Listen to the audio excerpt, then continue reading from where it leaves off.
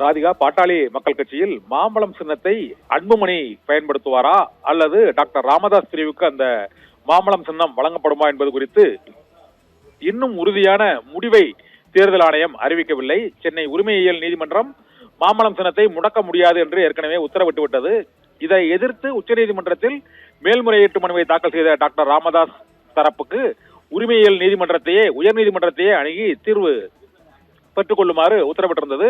இதையடுத்து வேட்புமனு தாக்கல் நிறைவடைந்து வேட்பாளர்கள் அறிவிக்கப்படக்கூடிய நிலையில் உடனடியாக அவசர வழக்காக இந்த வழக்கை விசாரிக்க வேண்டும் என டாக்டர் ராமதாஸ் தரப்பு இன்று சென்னை உயர்நீதிமன்றத்தில் முறையிட்டிருந்தது. இந்த முறையீட்டை விசாரித்த சென்னை உயர்நீதிமன்ற தலைமை நீதிபதி இதை இன்று பிற்பகலே விசாரணைக்கு எடுத்துக்கொள்ள முடியாது என்றும், அது மறு எண்ணிடப்பட்டால் நம்பரிங் ஆன பின்னரே அதை விசாரணைக்கு எடுத்துக் கொள்ளப்படும் என உயர்நீதிமன்றம் உத்தரவிட்டு விட்டது. இதனால் இதை அவசர வழக்காக விசாரிக்க வேண்டும் என நாளை இறுதி வேட்பாளர் பட்டியல் வெளியிடப்படக்கூடிய சூழ்நிலையில் மாம்பழம் சின்னம் யாருக்கு என்பது குறித்த அந்த உத்தரவை பிறப்பிக்க வேண்டும் என டாக்டர் ராமதாஸ் தரப்பு மீண்டும் வலியுறுத்தியது. அதற்கு சென்னை உயர்நீதிமன்ற தரப்பில் அது வரிசைப்படி எண்ணிடப்பட்டு அந்த மனு விசாரணைக்கு எடுத்துக் கொள்ளப்படும் என்றும், அவசர வழக்காக விசாரணைக்கு மேல்முறையீட்டு மனு கோரிக்கையை ஏற்றுக்கொள்ள இயலாது என்று டாக்டர் ராமதாஸின் கோரிக்கையை நிராகரித்து சென்னை உயர்நீதிமன்றம் உத்தரவிட்டிருக்கிறது. இது டாக்டர் ராமதாஸ் தரப்புக்கு மற்றொரு பின்னடைவாக கருதப்படுகிறது.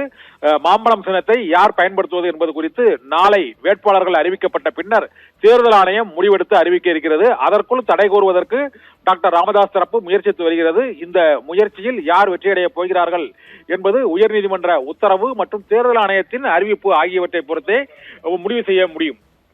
ராதிகா.